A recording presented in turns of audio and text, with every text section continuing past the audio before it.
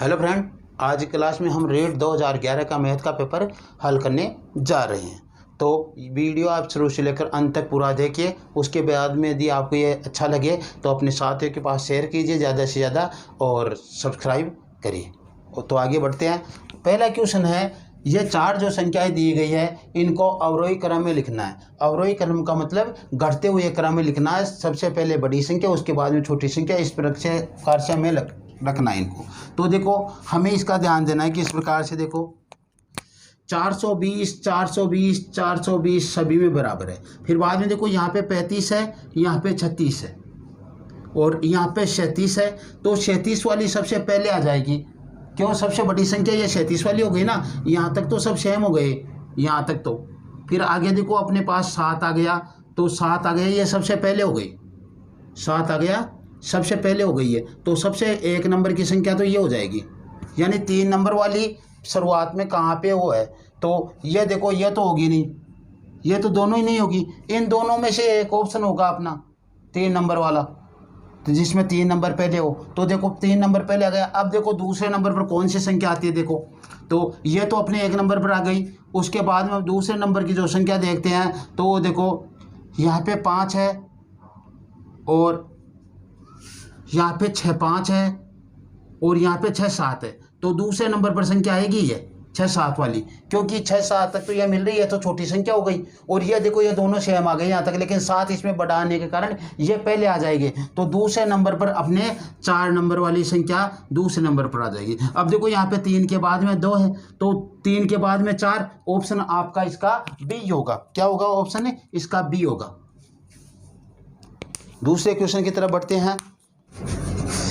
Question number 2 है, 1 करोड़ के बराबर है। 1 करोड़ के बराबर देखो इकाई, दहाई, सैकड़ा, हजार, 10,000, लाख, 10 लाख, करोड़। तो 1 करोड़ के बराबर है 100 लाख। तो देखो लाख 5 बिंदु लगती है, लाख है 5 बिंदु लगती है ना। तो 1 करोड़ के बराबर कितने हो गए? 100 लाख हो गए। 100 लाख। यहाँ पे देखो 10,000 लाख भी नहीं होंगे, 10 लाख भी नहीं होंगे और 10,000 100,000 भी नहीं होंगे। 100,000 कैसे हो जाएंगे? देखो तो 100 लाख, क्योंकि लाख के 5 बिंदु लगती है, तो ये तो यहाँ तक लाख हो गए और ये 100 हो गए। तो 100 lakh, option A. Question number 3 है, संख्या 5 करोड़ इकाई, दहाई, सैकड़ा, हजार, 10,000, लाख, 10 लाख और ये करोड़। 5 करोड़, 9 लाख,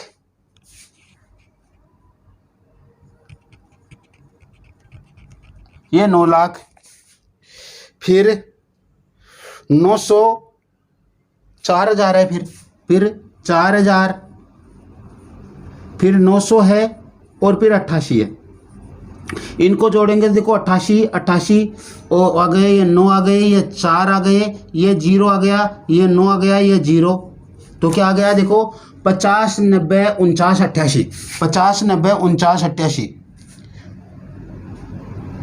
ऑप्शन नंबर आपका डी। 49 90 49, 50 90 49 88, डी। क्वेश्चन नंबर 4 है, एक गांव की कुल जनसंख्या 78,692। कुल तो कितनी है? 78,692 है और उनमें से पुरुष है 29,642 पुरुष है और 28,167 28,167 क्या है? महिलाएं। पुरुष और महिलाओं को जोड़ दो और इसमें से घटा दो आप इनके योग को इसमें से। तो हमें बच्चों की संख्या ज्ञात करनी है।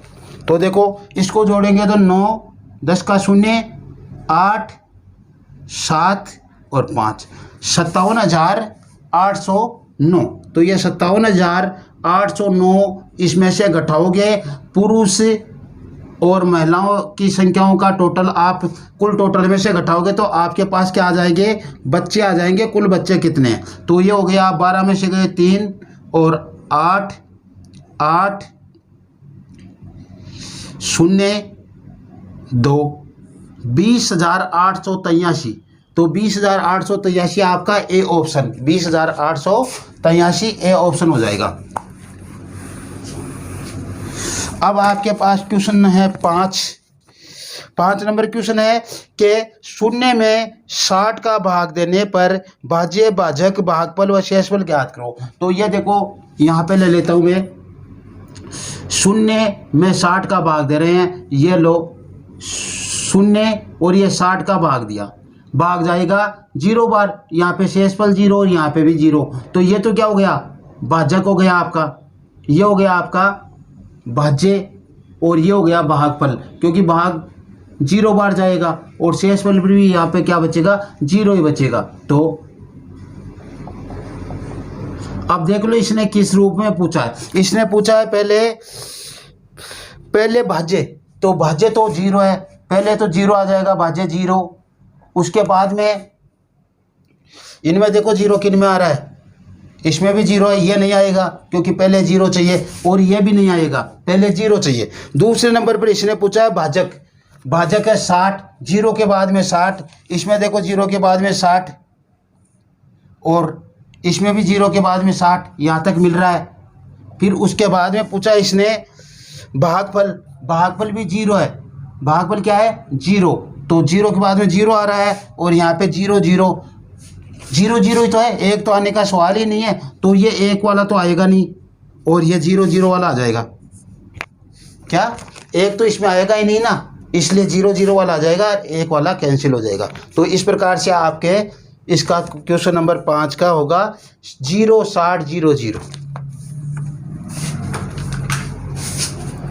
क्वेश्चन नंबर 6 है कि 25 पैसे के 15 सिक्कों के मान के बराबर नहीं है, कि 25 पैसे है उनके 15 सिक्कों के मान के बराबर नहीं है, तो 25 गुणा 15 उनका टोटल पहले हमें निकालना पड़ेगा, 15 पाउंड 75 7, 15 दूना 30 और 7 37, 375 पैसे हो जाएंगे। कितने हो जाएंगे, 375 पैसे, इनका योग होता है 375 पैसे। अब ये कह रहा है, क्या कह रहा है, देखो पहले ऑप्शन में कह रहा है नहीं है, हो क्या याद करना में, देखो 3 रुपये के 3 सिक्के यानी 300 पैसे हो गए, प्लस 50 पैसे का एक सिक्का यानी 50 पैसे हो गए, प्लस 25 पैसे का एक सिक्का यानी 375 हो गए जुड़कर, 75 और 375, यानी ये तो नहीं हो सकता, हमें गलत है वो निकालना है, इसलिए ये इसमें नहीं आएगा। ठीक है, फिर 2 रुपये के 2 सिक्के, इसका यहाँ पे कर देता हूँ मैं, 1 रुपये के 2 सिक्के यानी 2 रुपये हो गए, 200 पैसे हो गए, प्लस 50 पैसे के 3 सिक्के यानी 1.5 रुपये यानी 150 पैसे हो गए 3 सिक्के, क्यों, प्लस 25 पैसे का एक सिक्का, तो ये 25 जोड़ दो, कितना हो गया 350 और 375, ये भी अपना ऑप्शन नहीं होगा। वैसे सही है लेकिन ऑप्शन के अनुसार अपना गलत है, क्योंकि इसने ये पूछ रहा है कौन सा नहीं है वो देखना हमें।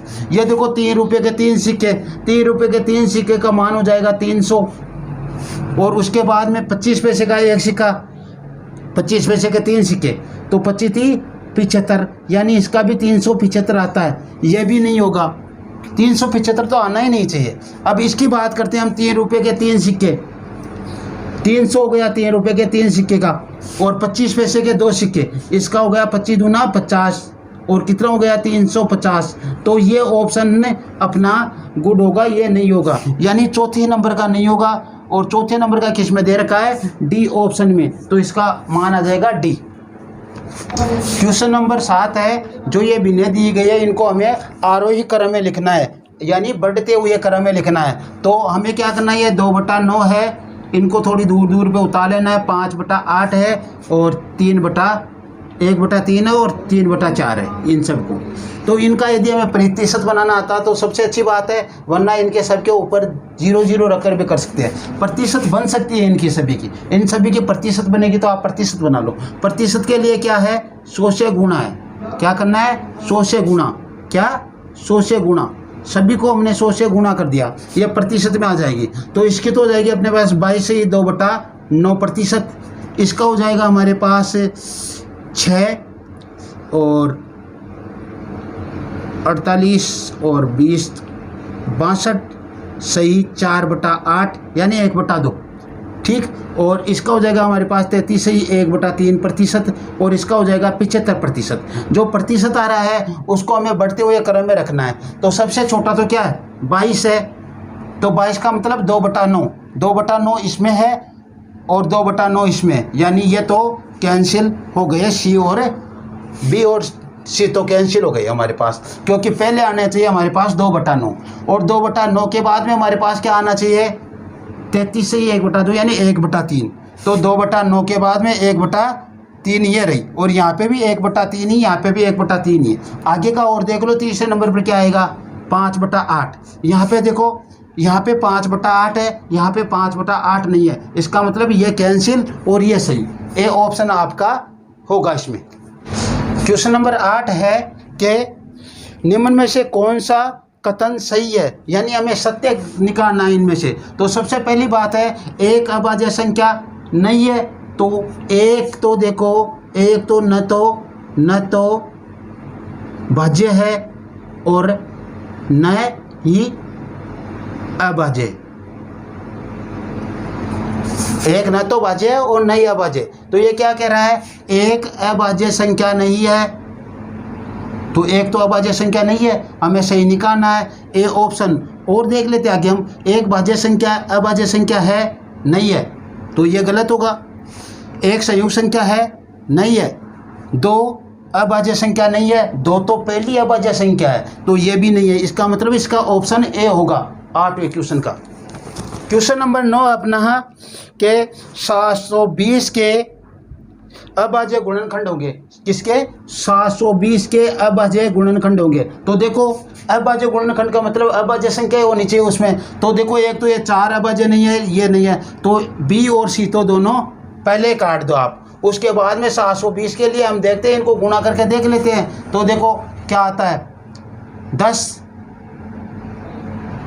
30, 90, 180 और 360 ही हुई है, ये भी नहीं है, इसका मतलब ऑप्शन डी होगा। इसको गुणा करके देख लो, आपको अभाज्य गुणनखंड करने की आवश्यकता ही नहीं है। 15, 15 × 45, 45 दूना 90, 90 दूना 180, 180 दूना 360 और 360 दूना 720, यानी डी होगा। और वैसे इसके अभाज्य गुणनखंड आप करना चाहो तो देखो 0 है, इकाई अंक, 2 का भाग दो, कितनी बार गया 3, 6, फिर 0 आया, फिर 2 का भाग दे लो 1, 8, फिर 2 का भाग दे लो, 0 आ रहा है तब तक, फिर 2 का दे लो 45, अब 2 का जाएगा नहीं, 3 का दे लो क्योंकि टोटल 9 आ रहे हैं, तो 15, फिर 3 का 5 और फिर 5 का, जब तक यहाँ पे 1 नहीं आता पीछा नहीं छोड़ना। अब देख लो 4 तो 2 है, इनको गुणा के रो में रखना है, और 3 2 है और ये 5। तो ये देखो 4 बार तो 2, 3 2 बार और 5 एक बार, तो इसका हो जाएगा डी। अब हम क्वेश्चन कर रहे हैं 10वें नंबर का। क्वेश्चन है कि यदि 5 पेंसिलों का मूल्य 3 से 3/4 रुपये हो तो 2 पेंसिलों का मूल्य हमें ज्ञात करना है। तो देखो 5 पेंसिल का मूल्य है 3 से 3/4 यानी 12 और 15/4 कितने हो गए 15/4 रुपये 5 पेंसिलों का मूल्य है। तो एक पेंसिल का मूल्य कितना होगा, एक पेंसिल का मूल्य हो जाएगा 15/4 गुणा 5, एक का कम ही तो होगा इसलिए भाग लगेगा, तो 5 हो जाएगा। हमें करना है कितने का 2 का, तो 2 का पेंसिलों का मूल्य होगा 15/4 गुणा 5 गुणा ऊपर 2 हो जाएंगे गुणा में, क्यों ये 2 ये 1 का मूल्य है तो 2 का तो 2 गुना ही होगा ना। अब इसको देखो 5 से काट लो 3 बार और इसको काटेंगे 2 बार, तो कितना हो गया 3/2 रुपये, कितना हो गया 3/2 रुपये, तो इसका आपका ऑप्शन हो जाएगा बी। अब हम क्वेश्चन नंबर 11 की तरफ बढ़ते हैं। 11 नंबर का है एक मकान की पुताई 5 व्यक्ति 8 घंटे रोज काम करके 3 दिन में करते हैं, तो एक व्यक्ति 4 घंटे रोज काम करके कितने दिन में करेंगे। तो देखो M1 D1 MDH H1 बराबर M2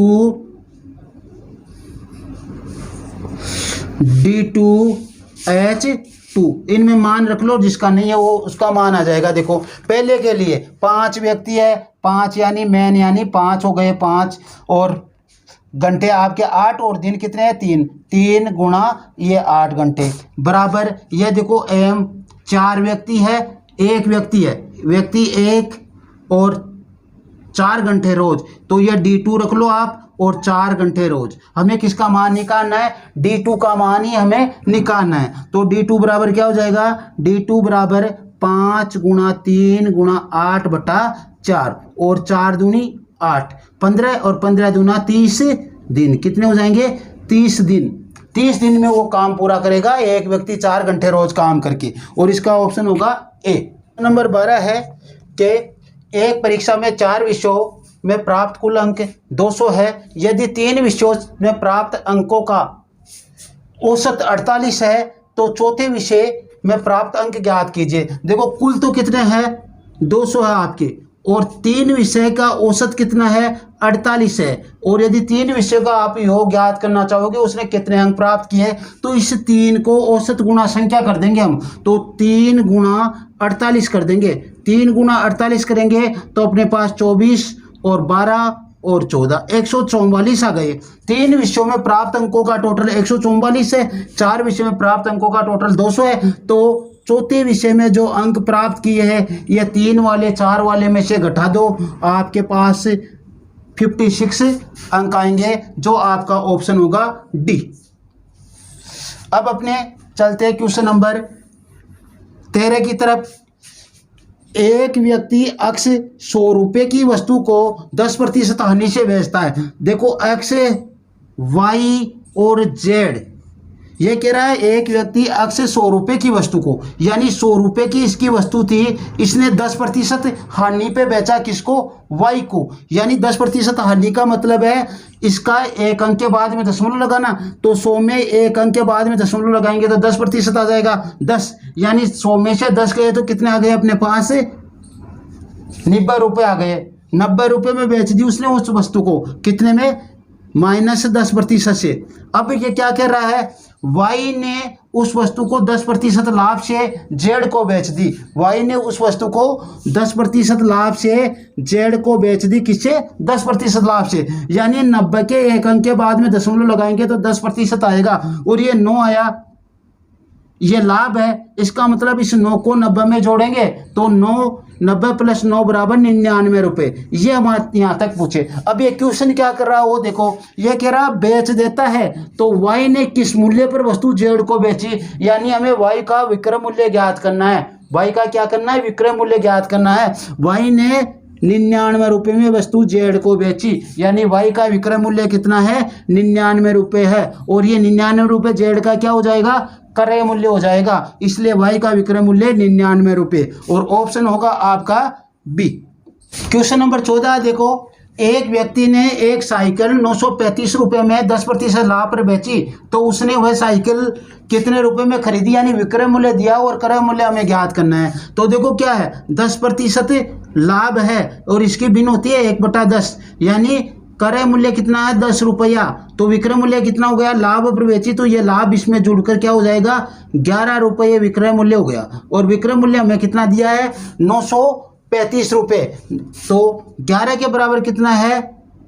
935 रुपये है। एक का मान हम निकालेंगे तो 935 बटा 11, 11 8 88, बच गए 5, 11 5 55। तो अब 85 आ गए एक का मान। हमें कितने का निकालना है? 10 का मान। तो इसे एक का मान 85, 10 का मान कितना हो जाएगा? 850 रुपये। 10 का मान कितना हो जाएगा? 850 रुपये हो जाएगा। तो 850 इसका ऑप्शन बी होगा। ठीक है, ये क्रय मूल्य है, ये विक्रय मूल्य 11 के बराबर इसको रखा, एक का मान निकाला 85, तो 10 का मान 850 आ जाएगा। क्वेश्चन नंबर आपका 15 है, एक व्यक्ति ने बैंक से कुछ रुपए 15% वार्षिक ब्याज की दर से उधार लिए। अगर 3 साल बाद 7250 रुपये वापस करता है, बैंक को देता है 7250 रुपये, कितने साल बाद? 3 साल बाद में, तो उसने कितने रुपए उधार लिए?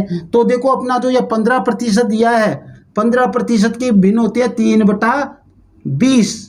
कितनी होती है? 3/20। तो ये तो उसने लिया, क्या? ये तो लिया, ठीक है। और देखो 3, ये सरल ब्याज की बात ही करें हम, तो 3 वर्ष इसका ये क्या हो गया? ब्याज। 1 साल का ब्याज ये हो गया, तो दूसरे साल का भी कितना होगा? 3 होगा, और तीसरे साल का भी कितना होगा? 3 होगा। तो ब्याज कितना हो गया? ब्याज हो गया 9 रुपये। ब्याज क्या हो गया? 9 रुपये। इसका मतलब वो चुकाएगा कितना, न 20 + 9, 20 + 9 रुपये चुकाएगा, यानी 20 + 9 बराबर 29 रुपये चुकाएगा। लेकिन ये कह रहा है 7250 रुपये, 7250 रुपये चुका रहा है। तो 29 के बराबर कितने हैं आपके, 7250 है। तो ए का मान कितना आएगा, ए का मान आएगा आपका 29 57, सॉरी 29 दूना 58, बच गए आपके 14, 145 29 145 और ये 0 इसके साथ। हमें मान कितने का निकालना है, हमें मान 20 का निकालना है। तो 20 का 250 गुणा 20, 25 दूना 50 और उसके आगे 00, 5000 रुपये। उसने 5000 रुपये उधार लिए थे बैंक से। नंबर 16 है 500 रुपये का 6 महीने का 8% छमाही की दर से ब्याज होगा। ये 8% छमाही यानी प्रति 6 माही 8% उसके लग रहा है, और 6 माही है तो हमें 6 माही के हिसाब से ज्ञात करें तो ये 1 वर्ष हो जाएगा 6 माही के हिसाब से हमें ज्ञात करना है। तो देखो हम क्या करते हैं, इसका हमें क्या ज्ञात करना होगा, ब्याज ज्ञात करना होगा। तो मूलधन गुणा समय 1 वर्ष गुणा दर बटा आपका 100, 0 से 0 काट दो 2 से, और 8 पंजे 40 रुपये, कितना होगा डी ऑप्शन 40 रुपये, ये ब्याज हो जाएगा। निम्न वस्तुओं में से कौन सी समतल है, इन वस्तुओं में से कौन सी समतल है। समतल का मतलब होता है एकदम सपाट, जो हम कहते हैं समतल, तो उसके लिए प्लेन की बात कर रहे हैं हम। तो देखो ये, तो देखो हम किसी पे रखेंगे किसी आधार पे तो ऊपर उठा हुआ दिखाई देगा, गेंद भी ऊपर उठा हुआ दिखाई देगा और बेलन भी ऊपर उठा हुआ दिखाई देगा। लेकिन जो कागज है तो किसी वस्तु पर हम रखेंगे तो एकदम उसके सपाट हो जाएगी, क्षैतिज में हो जाएगी उसके। तो ये कागज क्या है, आपका समतल है। क्वेश्चन नंबर 18 है निम्न में से कौन सा कथन सत्य है, असत्य है। कौन सा कथन असत्य है, इन निम्न में से हमें कथन है यहाँ पे, निम्न में से कौन सा कथन असत्य है। तो हमें देखो क्या करना है, देखो एक बिंदु से गुजरने वाले 2 किरणों से बनी आकृति को कोण कहते हैं। तो ये देखो एक बिंदु है और इससे एक किरण तो ये इधर गई, एक किरण ये इधर गई, तो ये बनने वाला क्या कहलाता है, कोण ही कहलाता है। तो ये तो क्या है, सत्य है, यानी इस क्वेश्चन के अनुसार ये सही नहीं है क्योंकि इसने असत्य पूछा है, तो ये तो सत्य है। 3 रेखाखंडों से घिरी हुई बंद आकृति को त्रिभुज कहते हैं। 3 रेखाखंडों से, पहला रेखाखंड ये, दूसरा रेखाखंड ये और तीसरा रेखाखंड ये, तो ये क्या हो गया, 3 रेखाखंडों से घिरी हुई आकृति क्या कहलाती है, त्रिभुज कहलाती है। ये भी आपका सत्य है, 3 रेखाखंडों से। अब क्या है, 3 रेखाओं से घिरी हुई आकृति क्या कहलाती है, त्रिभुज कहते हैं। 3 रेखाओं से घिरी हुई आकृति को त्रिभुज कहते हैं। तो 3 रेखा हुए, देखो एक रेखा तो ये हो गई, रेखा क्या होती है, जो दोनों तरफ अनंत तक बढ़ाई जा सके। तो ऐसा तो कोई त्रिभुज में ऐसे थोड़ी होगा, इस तरीके से दोनों तरफ हम बढ़ाएं, नहीं ऐसा नहीं होगा। इसलिए रेखाखंडों से घिरी हुई आकृति होती है त्रिभुज। किससे, रेखाओं से घिरी हुई नहीं होती, रेखाखंडों से घिरी हुई बंद आकृति होती है। तो आपका ये 3 नंबर क्या हो गया, ऑप्शन है इसके अनुसार असत्य हो गया। चौथा और देख लेते हैं, आयत के आमने सामने की भुजाएं लंबाई में समान होती है। हाँ, आयत की सम्मुख भुजाएं क्या होती है, बराबर होती है, इसलिए ये सत्य है। तो ये 3 A, B और D तो सत्य है और ये C क्या है, असत्य है, इसलिए इसका ऑप्शन होगा C। अब हम क्वेश्चन नंबर बढ़ते हैं 19 की तरफ। त्रिभुज के लिए निम्न में से कौन सा कथन सत्य है, त्रिभुज में निम्न में से कौन सा कथन सत्य है। समस्त कोण सदैव न्यून कोण होते हैं, कि त्रिभुज के सभी कोण हमेशा न्यून कोण होते हैं। तो लो मैंने ये बना दिया आपका अधिकोण, इसके समस्त कोण न्यून कोण थोड़ी होती है। ये तो देखो 90 से ऊपर गया, इसलिए 90 से ऊपर, 90 से छोटा ही होता है न्यून कोण, तो इसलिए यह तो गलत है। ये तो क्या है, गलत है। समस्त कोण न्यून कोण नहीं होते हर त्रिभुज में, किसी त्रिभुज में हो सकते हैं लेकिन हर त्रिभुज में नहीं होते, ये सदैव बोल रहा है। एक कोण सदैव समकोण होता है, त्रिभुज समकोण त्रिभुज होता है, उसी त्रिभुज में एक कोण समकोण होता है। बाकी इसमें देखो अधिकोण में समकोण नहीं होता, इसलिए ये भी गलत है।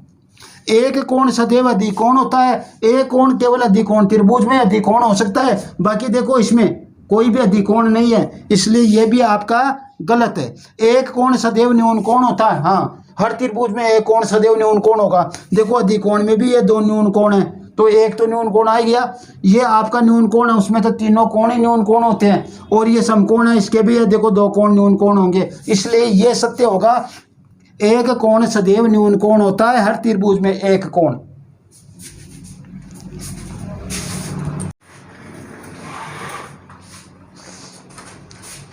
क्वेश्चन नंबर 20 है, निम्न चित्र में कितने त्रिभुज है? निम्न चित्र में कितने त्रिभुज है? तो सबसे पहले तो देखो इसमें सबसे बड़े वाला ABC त्रिभुज है, ABC सबसे बड़े वाला त्रिभुज 1 नंबर पर। 2 नंबर पर इसमें है देखो ADE, फिर 3 नंबर पे इसमें EDC, फिर 4 नंबर पर है इसमें DCB, ये 4 हो गए। फिर देखो एक त्रिभुज कौन सा है? 2 त्रिभुजों के बनने से एक त्रिभुज बन रहा है, वो भी देखो 2 त्रिभुजों के मिलकर ADC, ये वाला। तो 5वां त्रिभुज है इसमें ADC। तो इसमें कुल कितने त्रिभुज है? 5 त्रिभुज है इस आकृति में, इसके अलावा और कोई त्रिभुज नहीं बन रहे इसमें।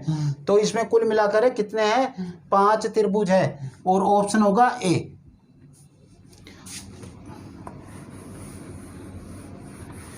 आगे देखो, वर्ग के अंतःकोणों का योग होता है, यानी वर्ग के अंतःकोणों का कुल योग कितना होता है?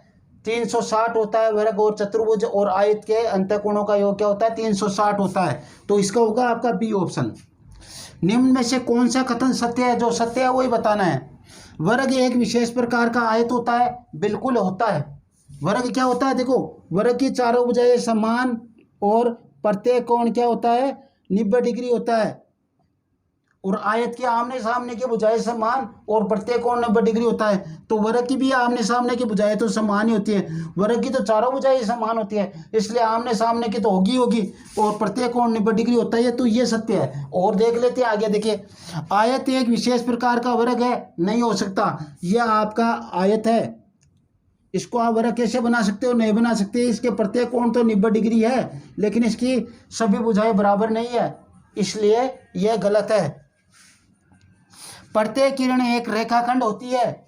ये देखो,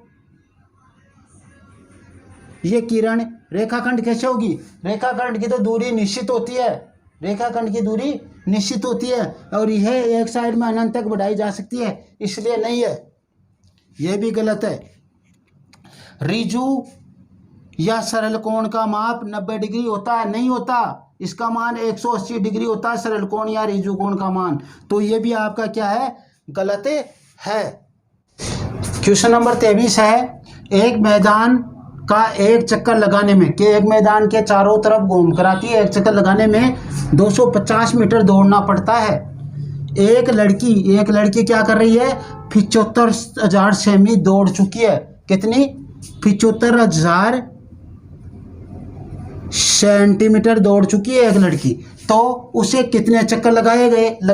पहले तो उसके चक्रों की संख्या ज्ञात करनी है। तो देखो 75,000 सेमी है, और हम यहाँ पे मीटर की बात कर रहे हैं, तो इस सेंटीमीटर को, इस मीटर को सेंटीमीटर में बदल लो। आगे 2 जीरो ही तो लगाने हैं, तो इस 200 250 का इसमें हमें भाग देना था। इसके आगे 2 जीरो लगा दो, ये सेंटीमीटर में बदल गया, और हमारे पास चक्रों की संख्या आ जाएगी।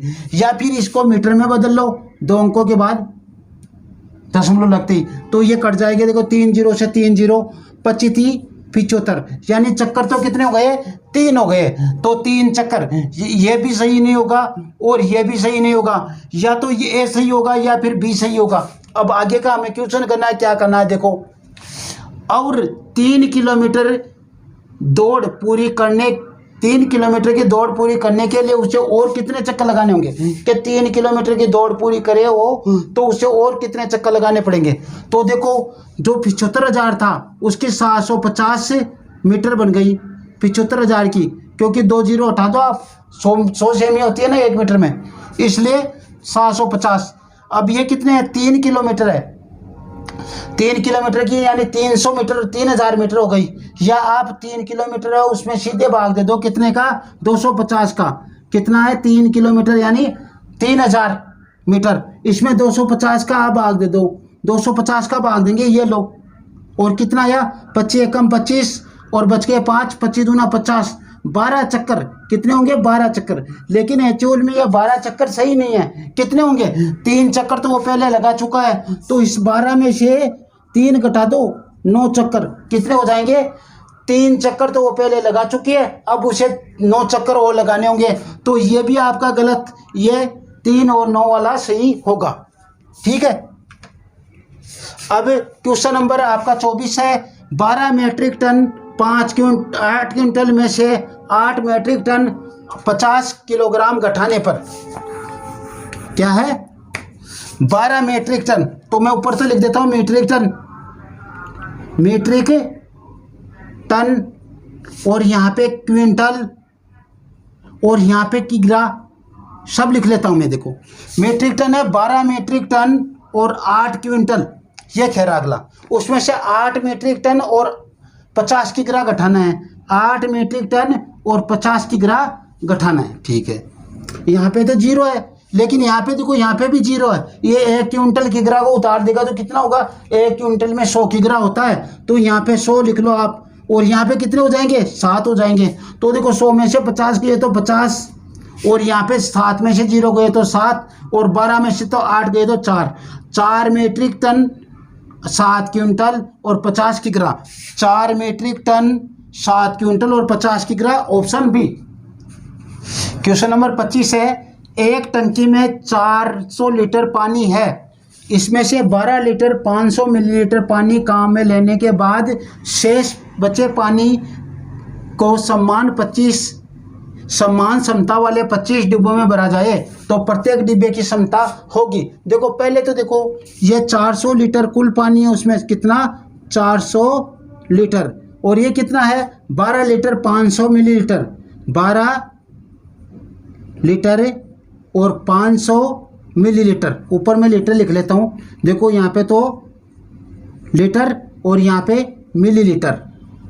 ठीक है, देखो लीटर है, इसमें 400 तो हमारे पास कुल है और यहाँ पे इसमें कितना है 12 लीटर और 500 मिलीलीटर, 12 लीटर और 500 मिलीलीटर, तो देखो 1 लीटर में 1000 मिलीलीटर होता है, 1 लीटर में 1000 मिलीलीटर, यदि एक ये इसको देगा तभी तो ये घटेगा ना, तो यहाँ पे 1000 मिलीलीटर आ जाएगा। ठीक है, और यहाँ पे घटकर कितने हो गए 399 मिलीलीटर हो गए, इसको घटाएंगे तो देखो कितने आएंगे 500 और ये घटाएंगे तो 7 और 8 387 लीटर 500 मिलीलीटर, 387 लीटर 500 मिलीलीटर। ठीक है, अब इसको हम ऐसे भी लिख सकते हैं 387.5 लीटर, क्यों इसमें 1000 का भाग देंगे तो ये अपने आप 0.5 आ जाएगा, तो ये इसमें 387.5 लीटर। अब क्या कह रहा है ये जो बचा है उसको 25 डिब्बों में भरना है, तो उन डिब्बों का क्या है क्षमता कितनी है, इसमें 25 का हमें भाग देना है, किसका भाग देना है 25 का भाग देना है। ठीक है, तो देखो 25 एकम 25 बच गए 13, 137 25 पंजे 125 बच गए 12 और ये दशमलव यहाँ पे उतार दो, यहाँ पे 5 25 पंजे 125 यानी 15.5 लीटर या 15 लीटर 500 मिलीलीटर, 15 लीटर 500 मिलीलीटर। अब 15 लीटर 500 मिलीलीटर जिसमें है वही इसका जवाब होगा C। अब क्वेश्चन नंबर आगे बढ़ते हैं हम, जो क्वेश्चन है आगे का 26, घड़ी में बड़ी सुई, घड़ी बना लेते हैं देखते हैं एक बार, ये अपनी घड़ी है, इसमें यहाँ पे 12 बजते हैं, यहाँ पे 1, यहाँ पे 2, यहाँ पे 3 4 5 6, हमें तो इतना ही काफ़ी है। बड़ी सुई यानी मिनट वाली सुई से मतलब है, बड़ी सुई से मतलब है मिनट वाली सुई से मतलब, तो मिनट वाली सुई एक से दूसरी तक जाएगी तो कितनी मिनट लगेगी 5 मिनट लगेगी। बड़ी वाली सुई को 12 से 1 तक जाने में 5 मिनट, 1 से 2 तक जाने में 5 मिनट, 2 से 3 तक जाने में 5, यानी हर एक दूसरे अंक तक जाने में 5 मिनट लगती है।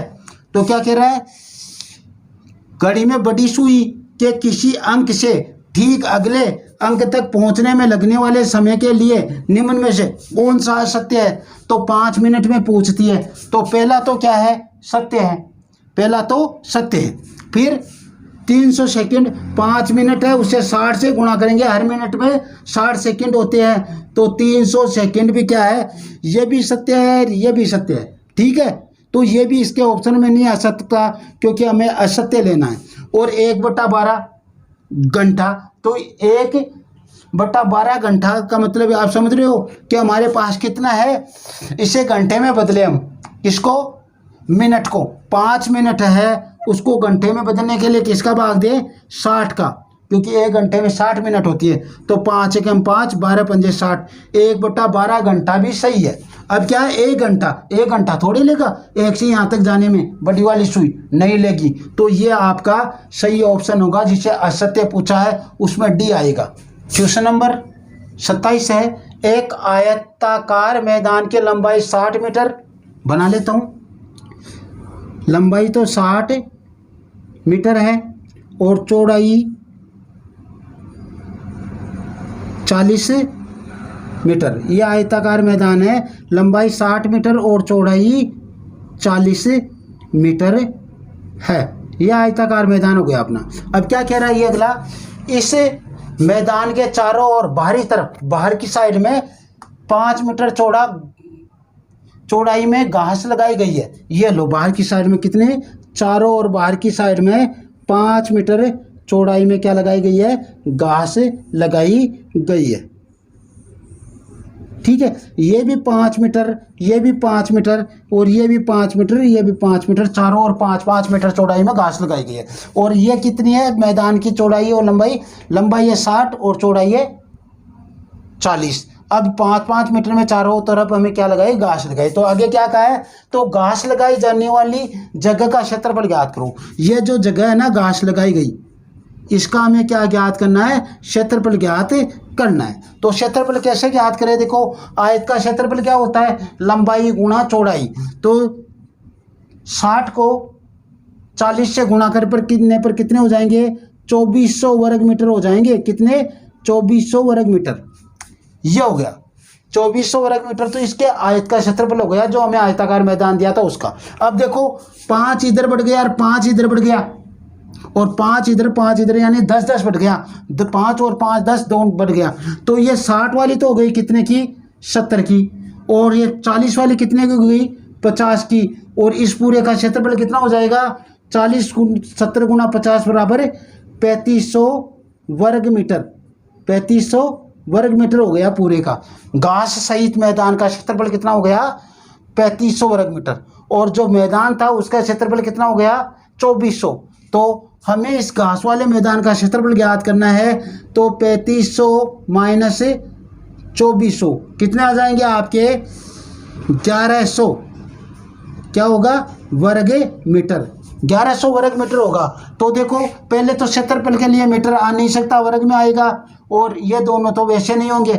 अब देखो वर्ग मीटर तो 1100 वाला होगा, ये नहीं होगा। तो 1100 वर्ग मीटर इसका ऑप्शन अपना सी आएगा। अब आगे बढ़ते हैं हम आगे के क्वेश्चन की तरफ। आगे का क्वेश्चन क्या है, देखो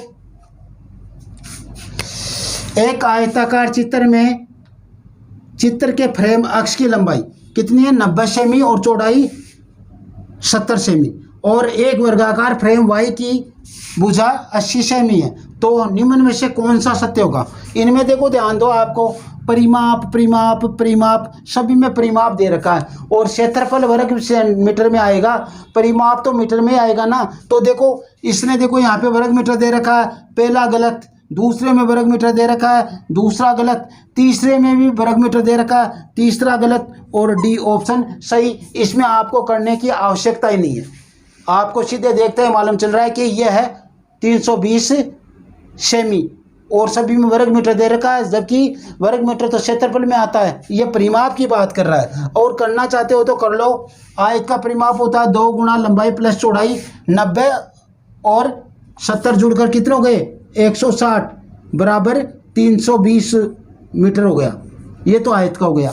और वर्ग का परिमाप कितना होता है, 4 गुना भुजा, 4 को आप 80 से गुणा करोगे तो 4 गुना बराबर 320 मीटर। यह आपका ऑप्शन डी ही आएगा।